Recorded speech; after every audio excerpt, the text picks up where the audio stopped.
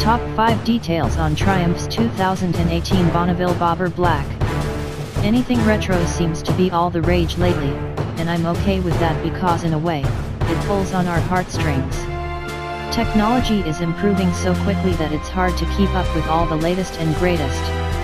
As soon as you think you have the best, something better comes along. But one thing that stays constant is the past, and this is where nostalgia comes into play. 2017 Retro Roadster Shootout. These bikes have all the modern tech features that anyone would expect from the latest motorcycles, but styling cues reminiscent of the past. And I must say, designers are doing their homework when it comes to the nitty-gritty particulars that can easily go unnoticed and overlooked. The devil is in the details, though, and below are 5 things someone put a lot of thought into for which they may not be getting the credit they deserve. 1. Hardtail look. Today, it's difficult to conceive riding a hardtailed motorcycle, or most, anyhow. I happen to own 2 and it's really not as bad as it sounds, but that's beside the point.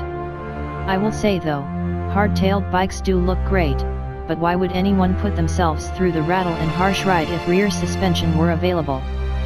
Well, Harley-Davidson answered that question in 1984 with the release of the Softail. 2. Carburetor-styled throttle bodies and air filters. Without going into much detail, carburetors and throttle bodies achieve the same goal of providing an engine with an air/fuel mixture for combustion. The 2 technologies go about it in different ways, but the end result is the same. Due to greater efficiency and emissions loss, street bikes for the most part are all fuel injected these days, and the Bobber Black is no different. 3. Rear-wheel drum brake style hub. It's not a big standout feature, but possibly the most overlooked or unnoticed design nuance on the Bobber is its rear-wheel hub. Triumph engineers designed it to look like a more classic, drum brake hub, but obviously the Bobber sports a 255mm disc and a Nissan caliper with ABS to boot. 4. Exposed battery box and stainless steel strap. Another subtle detail is the exposed battery box with its stainless steel strap.